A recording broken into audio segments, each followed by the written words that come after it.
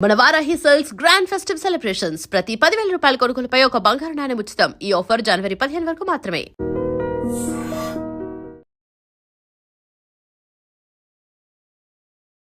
Hi hello నమస్తే welcome back to iDream media.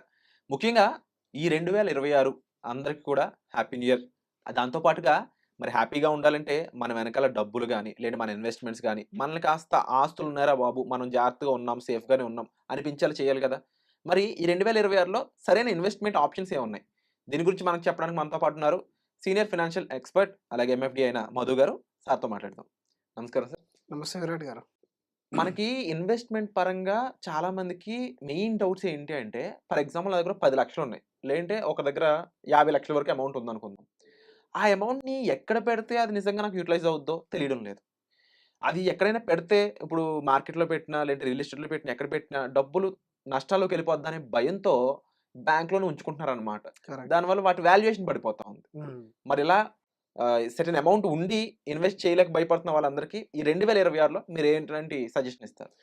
Super sir. So, 50,00,000 గాని, అది 1,00,00,000 గాని మన దగ్గర ఒక లంప్ సమ్ అమౌంట్ ఉంది అనంటే, ఫస్ట్ మనం ఎక్కడైతే ఇన్వెస్ట్‌మెంట్ చేస్తున్నామో, దానిలో ఉన్న రిస్క్ ఏంటి అనేది ఒకసారి అనలైజ్ చేసుకోవాలి. హ్మ్. ఆ రిస్క్‌తో పాటుగా ఎలాగా ఫ్లెక్సిబుల్ ఉంది ఇది మనకు. అంటే రేపు రానున్న మన అవసరాలకు తగ్గట్టుగా మనకు మనీ విత్‌డ్రావల్ ఆప్షన్ ఉందా? ఏదైనా ఎమర్జెన్సీ వస్తే లిక్విడిటీ ఉందా? టాక్సేషన్ ఎఫెక్ట్ ఎలా ఉంది? ఎన్ని సంవత్సరాలు బ్లాకేజ్ చేయాల్సిన అవసరం ఉంటుంది? ఒకవేళ రిస్క్ వస్తే ఇందులో ఉన్న అమౌంట్ తగ్గుతుందా? తగ్గితే ఎంత పర్సెంటేజ్ తగ్గుతుంది? లేదా మొత్తానికి పోతుందా? 2 రకాల రిస్కులుంటాయి ఎప్పుడైనా సరే. ఒకటి క్యాపిటల్ రిస్క్. మొత్తం క్యాపిటల్ పోతుంది. హ్మ్. రెండోదేంటనంటే రిటర్న్ రిస్క్. రిటర్న్ అనేది తక్కువొస్తుంది. ఇప్పుడు మీరనుకున్నట్టుగా ఇదే అమౌంట్ 50,00,000 తీసుకెళ్ళి ఏదైనా ఒక బ్యాంక్‌లో ఎఫ్‌డి చేస్తే ఏంటనంటే మీకు సేఫ్‌గా 6-7% అనేది ఇస్తారు. ఇక్కడున్న రిస్క్ ఏంటి అంటే మీరు యాక్చువల్‌గా ఇన్‌ఫ్లేషన్ కంటే తక్కువ రిటర్న్ తీసుకుంటున్నారు. That is the risk of inflation. మీరు రానున్న 10, 15 ఇయర్స్ తర్వాత దీన్ని విత్‌డ్రా చేసినా గూడా, ఆ వచ్చే అమౌంట్‌తోని మీరొక పెద్ద అసెట్‌ని గాని, ఏదైనా మీ లైఫ్‌లో ఒక పెద్ద గోల్‌ని గాని ఫుల్‌ఫిల్ చేయలేరు. హ్మ్. దీని తర్వాత ఇదే అమౌంట్‌ని తీసుకెళ్ళి మనం ఏదైనా ప్రాపర్టీలో కొన్నామనుకోండి. ప్రాపర్టీలో ప్రాబ్లమ్ ఏంటనంటే లిక్విడిటీ. మీకు అవసరానికి మళ్ళీ అది కొనడం వాళ్ళు దొరకకపోతే మీరక్కడ స్ట్రక్ అయిపోతారు. అండ్ లీగల్ ఇష్యూ విషయంలో గూడా అలాగే ప్రాపర్టీని సొంతం చేసుకునేప్పుడు ఉండే ఖర్చుల విషయంలో గూడా మీరు ఆలోచిస్తే ముందుగా మనకు రిజిస్ట్రేషన్, స్టాంప్ డ్యూటీ వీటన్నిటితో పాటుగా ఉంటాయన్నమాట. ఇవన్నీ ఉన్నప్పుడు ఏమవుతుందనంటే మీరు పెట్టే అమౌంట్ 50,00,000 50 వెళ్లి ఇన్వెస్ట్‌మెంట్ అవ్వదు. అందులో ఉన్న రిజిస్ట్రేషన్ అవన్నీ కాస్ట్ తీసేస్తే మిగిలిన అమౌంట్ పోయి మనకక్కడ ఇన్వెస్ట్‌మెంట్ అవుతుంది. ఆ తర్వాత మధ్యలో ఇప్పుడు మీరు ఒక రెంటల్ ఇచ్చే ప్రాపర్టీని కొన్నారు 50,00,000 పెట్టి. మీకు 10,000, 5,000 రెంట్ వస్తుందనుకుందాం. రేపు పొద్దున ఒక 10,00,000 మీకు అవసరం పడింది. ఆ 10,00,000 అవసరం పడితే మీరు ఆ ప్రాపర్టీలో సగభాగం అమ్మగలుగుతారా? అమ్మలేరు. రెండోది మీరు అత్యవసరం వచ్చి ప్రాణాల మీదకి ఏదన్నా విషయం వచ్చినా సరే, మెడికల్ ఇష్యూ వచ్చినా సరే, మీకు బయ్యర్ దొరుకుతాడా లేదా అనేది అది మన చేతిలో ఉండే పని కాదు. అండ్ మూడోదేంటంటే హిస్టారికల్‌గా రిటర్న్ చూసుకున్నా గూడా మీరు పూణే, ముంబై లాంటి సిటీస్‌లో ప్రాపర్టీస్‌ని గమనించండి. ఒకప్పుడుతోని పోలిస్తే ఇప్పుడు ఆ ప్రాపర్టీ వాల్యుయేషన్ పెరిగింది. 100% మంచిదే. కానీ అది ఎంత రేంజ్‌లో పెరిగింది? ఎంత పర్సెంటేజ్ రిటర్న్ ఇచ్చిందని మీరు కాలిక్యులేట్ చేసినట్టయితే హార్డ్‌లీ ఎంటైర్ ఇండియాలో యావరేజ్ మనకు ఆర్‌బీఐ ప్రతి ఒక్క లెక్కలనేది చూపిస్తా ఉంటుంది. దానిలో ప్రాపర్టీ యొక్క వాల్యుయేషన్ 6-8% అనేది రిటర్న్ అనేది జనరేట్ చేసింది. అంటిల్ అన్లెస్ ఇంకొకటేంటనంటే కాంపౌండింగ్. మరి మనం తీసుకున్న అమౌంట్ ఏ విధంగా కాంపౌండ్ అవుతుందనేది చూసుకుంటే, అసలు ఈ విషయంలో రెంటల్ గనుక మళ్ళీ ఇన్వెస్ట్‌మెంట్ చేస్తే అది కాంపౌండ్ అవుతది. హ్మ్. తప్ప ఓన్లీ ప్రాపర్టీ అనేది కాంపౌండ్ అవ్వదు. ఇదొక విషయం ప్రాపర్టీకి సంబంధించింది. రెండోదేంటంటే మనకు చాలా famous asset gold and silver. మీరు గోల్డ్‌లో ఇన్వెస్ట్‌మెంట్ చేస్తే, ఇది పెద్ద హ్యూజ్ అమౌంట్ కాబట్టి ఒకటి మెయింటెనెన్స్ ఇష్యూ అనేదుంటది. మీరు ఫిజికల్ గోల్డ్ తీసుకుంటేనేమో మనకు దానికి తరుగు ఉంటుంది. మెయింటెనెన్స్, లాకర్స్ ఇవన్నీ ఉంటాయి. దాని తర్వాత లిక్విడేట్ అవుతుంది ఎనీ టైమ్. కాకపోతే ఇందులో గూడా కాంపౌండ్ అనేది తక్కువుంటుంది. రెండోది దీని యొక్క రిటర్న్ గూడా మీరు హిస్టారికల్లీ 20 ఇయర్స్ చూస్తే 8.2% అనేదుంది. దీని తర్వాత ముందుకెళ్తే ఇంకొక ఆప్షన్ మనకేమిస్తారనంటే పోస్ట్ ఆఫీస్‌లో కొన్ని స్కీమ్స్ ఇస్తారు.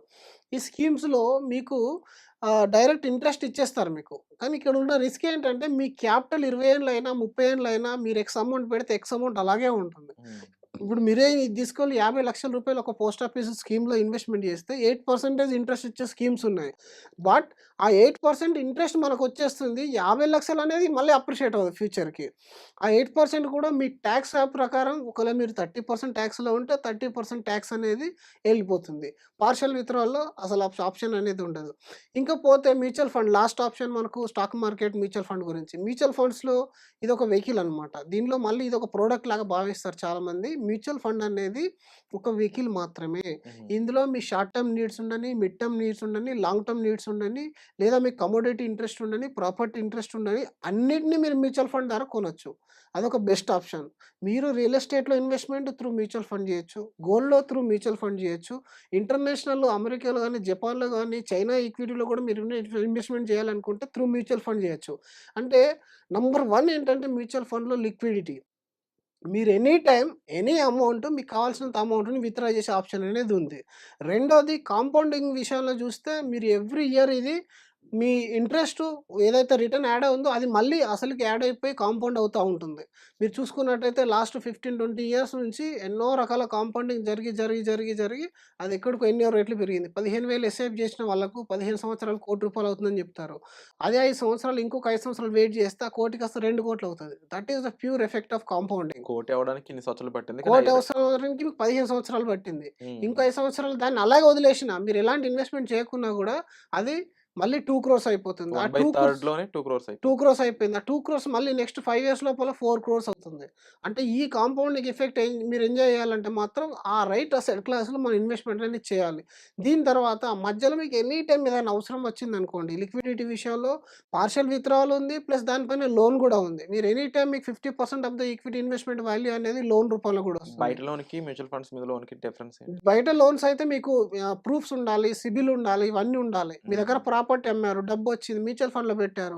మీకిప్పుడు లోన్ తీసుకోవాలి అనుకుంటే మ్యూచువల్ ఫండ్‌లో అయితే సింగిల్ క్లిక్ లోపల 50% ఆఫ్ ద అమౌంట్ లోన్ వచ్చేస్తుంది. హ్మ్. Irrespective your CIBIL. అదే మీరు బయట ఏదైనా ప్రాపర్టీలో బ్లాక్ చేస్తే మీరు లోన్ తీసుకోవాలనుకుంటే బ్యాంక్ మీకు 100 రకాల డాక్యుమెంట్స్ అడుగుతుంది. ఆ 100 రకాల డాక్యుమెంట్స్ ఫుల్‌ఫిల్ చేస్తేనే మీకు లోన్ వస్తుంది. ఇక్కడ మీ డబ్బే మీకు మళ్ళీ తీసుకునే అవకాశం అనేది ఉంది. రెండోది ఈ దీన్ని సొంతం చేసుకునే విషయంలో స్టార్టింగ్‌లో గూడా మీకెలాంటి చార్జెస్ అనేటివి లేవు. ఇప్పుడు మీకు ప్రాపర్టీలో ఉన్నట్టు, గోల్డ్‌లో ఉన్నట్టు తరుగు గాని, రిజిస్ట్రేషన్ గాని ఇందులో ఉండవు. డే 1 నుంచెల్లా మీ అమౌంట్ అనేది కాంపౌండ్ అయిపోతా ఉంటుంది. ఆ తర్వాత మీరు గనుక దీన్ని ఏ గోల్ కోసం అంటే ఆఫ్టర్ 5 ఇయర్సో, 7 ఇయర్సో లేదా లాంగ్ టర్మ్ రిటైర్మెంట్ కోసం మీరు ముందే ఫిక్స్ అయిపోతే, దానికి అనుగుణంగా గనుక స్ట్రాటజీ మనం ఫిక్స్ చేసుకోవచ్చు. ఈక్విటీలో గాని, మిడ్ క్యాప్‌లో గాని, స్మాల్ క్యాప్‌లో గాని ఎంత పర్సెంటేజ్ పెట్టుకోవాలి. ఈ 50,00,000 మొత్తం తీసుకెళ్ళి మరి మొత్తానికి మొత్తం డిప్లాయ్ ఈక్విటీలో చేయాలా? నో. 40,00,000 వరకు 80% ఆఫ్ ద అమౌంట్ మీరు ఈక్విటీలో డిప్లాయ్ చేసుకోండి. 20% అమౌంట్ అనేది డెట్‌లో డిప్లాయ్ చేసుకోండి. దీనివల్ల డెట్ అనేది సెక్యూరిటీ ఇస్తది. ఈక్విటీ అనేది లాంగ్ టర్మ్‌లో కాంపౌండ్ ఎఫెక్ట్‌తోని గ్రో అవుతా ఉంటది. రేపొద్దున మార్కెట్ ఒకవేళ టెంపరరీ క్రాష్ అయినా లైక్ మనకు లాస్ట్ టైమ్ కోవిడ్‌లో గాని, అంతకుముందు చాలా సన్నివేశాల్లో మనం చూసినాము. అలాంటి టైం ఉన్నప్పుడు మీ దగ్గర డెట్ ఇన్వెస్ట్‌మెంట్ ఉంటే మీకు ఆపర్చునిటీని యూజ్ చేసుకునే ఆప్షన్ ఇస్తుంది. ఆ డెట్ నుంచి ఓ 10,00,000 తీసి మళ్ళీ ఈక్విటీలో పెట్టేస్తే అది ఇంకా మళ్ళీ ఎక్కువగా రిటర్న్ అనేది జనరేట్ చేస్తుంది. ఎప్పుడైనా సరే రానున్న 5-10 ఇయర్స్ లోపల మనకు మంచి వెల్త్ బిల్డ్ కావాలనుకుంటే you need to invest into market downs. ఆ డౌన్‌లో మీరు ఇన్వెస్ట్‌మెంట్ చేయాల్సొస్తది. అండ్ ఇంకోటి ఏంటంటే చాలా మందికి అర్థం కాని విషయం ఏంటంటే ఏదైనా ఒక ప్రాపర్టీ సొంతం చేసుకుంటే ఈరోజు రెంటల్ ఈల్డ్ చూస్తే 2-3% ఉంటుంది. That too as per your tax bracket tax అవుతుంది. అండ్ మెయింటెనెన్స్ ఇష్యూస్ ఉంటాయి. టెనెన్సీ ఇష్యూస్ ఉంటాయి. వీటన్నిటిని పోను లాస్ట్‌కు మనశ్శాంతి లేని ఎంతో కొంత రెంట్ అనేది మీకొస్తది. అదే విషయం మీరిప్పుడు మ్యూచువల్ ఫండ్‌లో ఒక సర్టెన్ కార్పస్ మీరు 50,00,000 ఇన్వెస్ట్‌మెంట్ చేసి 5 సంవత్సరాల తర్వాత ఎస్‌డబ్ల్యూపీ స్టార్ట్ చేసుకుంటే దాదాపు మీరు 60,000-70,000 పర్ మంత్ ఎలాంటి స్ట్రగుల్ లేకుండా, ఎలాంటి మార్కెట్ అనలైజేషన్ లేకుండా మీకు డైరెక్ట్ అనేది అకౌంట్‌లో అనేది పడిపోతుంది. దాని తర్వాత టాక్స్ విషయంలో చూసుకున్నా కూడా ఇది డిఫర్డ్ టాక్స్ మోడల్. మీరు విత్‌డ్రా చేసేంత వరకు టాక్స్ ఉండదు. టాక్స్ గూడా ఎలా ఉంటుందనంటే 1,25,000 వరకు ఎలాంటి టాక్స్ అనేది ఉండదు పర్ ఇయర్ విత్‌డ్రావల్‌కి. ఒక విత్‌డ్రా చేసుకున్న దాంట్లో యెస్. 1,25,000 ఎటువంటి టాక్స్ లేకుండా డైరెక్ట్ అమౌంట్ చేసుకోవచ్చు. యెస్. ఇప్పుడు మీరు 60,000 విత్‌డ్రా చేస్తున్నారు. చేస్తూ ఉండంగా రేపటి రోజున మీకు 5,00,000 అవసరం పడ్డది. Yes. You can withdraw 5,00,000, 10,00,000, 15,00,000 rupees also. అంటే మిడ్ టైమ్‌లో మీరు ఎంతైనా విత్‌డ్రా చేసుకునే ఆప్షన్ అనేది ఉంది. రేపటి రోజున దీన్ని ఎస్‌డబ్ల్యూపీ రూపంలో మార్చుకున్న తర్వాత ఆ ఎస్‌డబ్ల్యూపీ సరిపోకపోతే దాన్ని ఇంక్రీజ్ చేసుకునే ఆప్షన్ కూడా ఉంటుంది. అంటే మీ మనీ అనేది ఒకటి ఇక్కడ కాన్సంట్రేటెడ్ కూడా లేదు. ఇక్కడ మనం ఒక ప్రాపర్టీ కొంటే ఒక లొకేషన్‌లోనే మీ 50,00,000 బ్లాక్ అయిపోతాయి. సాచురేట్ అదే మీరు గోల్డ్ కొంటే ఓన్లీ గోల్డ్ అసెట్‌లోనే బ్లాక్ అయిపోతాయి. అదే మ్యూచువల్ ఫండ్‌లో పెడితే మీకు across all sectors, across all companies, ఇంకా ఈవెన్ కంట్రీస్‌లో కూడా చాలా కంట్రీస్‌లో కూడా ఇన్వెస్ట్‌మెంట్ స్ప్రెడ్ అయిపోతుంది. రిస్క్ అనేది తగ్గిపోతుంది. లిక్విడిటీ అనేది ఉంటుంది. అండ్ కాంపౌండింగ్ అనేది మీకు ఇన్‌ఫ్లేషన్‌ని మించిన రిటర్న్ జనరేట్ చేస్తుంది. కానీ ఎప్పుడైతే మీరు ఇన్వెస్ట్‌మెంట్ చేస్తారో పర్పస్ అనేది ఇంపార్టెంట్. అంటే ఎన్ని సంవత్సరాల వరకు నేను హోల్డ్ చేయగలుగుతాను. నాకు 2 ఇయర్స్‌లో అవసరం ఉంది. దాన్ని తీసుకొనెళ్ళి నేను ఈక్విటీలో పెడతానంటే ఆఫ్టర్ 2 ఇయర్స్ మార్కెట్ పడిపోతే మీ 50,00,000 మీకు 45,00,000 కూడా కనబడే ఛాన్స్ ఉంటది. అది మాత్రం మెంటల్‌గా ప్రిపేర్ అయ్యి ఉండాలి. దానికోసమనే ఈక్విటీ ప్లస్ డెట్ ఒక మంచి ఫైనాన్షియల్ ఎక్స్‌పర్ట్ దగ్గర మీరు కూర్చొని ప్రాపర్ అనలైజ్ చేసుకుంటే మాత్రం ఈ 26 కాదు 27, 28, 2030 అయినా సరే ఫార్ములా ఈస్ వెరీ సింపుల్ అండి. ఇన్వెస్ట్‌మెంట్ అనేది చాలా చాలా సింపుల్ బట్ నాట్ ఈజీ. ఎందుకనంటే మార్కెట్‌లో ఉండే చాలా ఫ్లక్చుయేషన్స్ ఏం చేస్తాయంటే మిమ్మల్ని టెంప్ట్ చేస్తాయి. రేపు నలుగురు స్టాక్స్ కొనమని చెప్తారు. ఇంకొకరు ప్రాపర్టీ కొనమని చెప్తారు. ఇంకొకరు సిల్వర్‌లో ఇన్వెస్ట్‌మెంట్ చేయమని చెప్తారు. వీటన్నిటికి మీరు ఓర్చుకొని ఎప్పుడైతే మార్కెట్‌లో టైమ్ ఇస్తారో అది రియల్ టైమ్‌లో మీకు వెల్త్‌ని బిల్డ్ చేసి పెడతది. అందుకే అంటారు స్టాక్ మార్కెట్‌లో it will not give you the return what you want but it will give you the return what you deserve. First మనం డిజర్వ్ అయ్యి ఉండాలి. ఈ అప్స్ అండ్ డౌన్స్ అన్నిటిని దాటుకొని పైకెళ్ళిపోతేనే మనకు ఆ రిటర్న్ అనేది వస్తుంది. వండర్‌ఫుల్ సో, అది 5,00,000 అయినా, 50,00,000 అయినా ఈ ఫార్ములా గనుక మీరు ఫాలో అయిపోతే మంచి వెల్త్ బిల్డ్ చేస్తారు. మీరు చెప్పాక నాకు అర్థమైంది ఒకటే ఒక మాట. మన డబ్బులు మనకు డబ్బులు సంపాదించి పెట్టాలంటే యెస్. ఏం చేయాలి అనే దానికి. అండ్ చాలా విషయాలు సార్ ఇక్కడ మెన్షన్ చేయడం జరిగిందండి.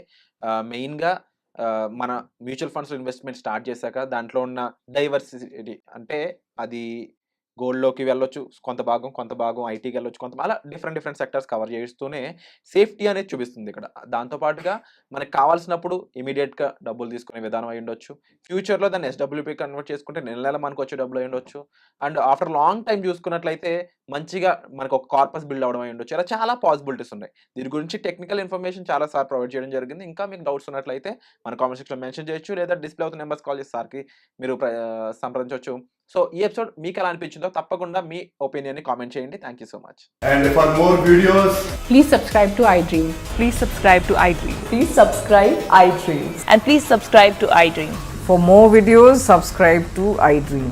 please like, share, and subscribe to the channel. Congratulations, iDream. Subscribe to iDream. Subscribe to iDream.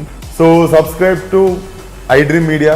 iDream की iDream team अंदर की huge congratulations. Please subscribe iDream Media. Please subscribe to iDream.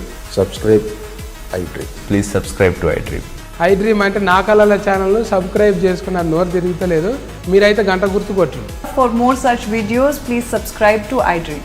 Subscribe to iDream. Please subscribe to iDream. Please subscribe iDream Media. Please do subscribe to iDream. Please subscribe to iDream Media. For best entertainment and information, please subscribe iDream. And don't forget to subscribe to iDream.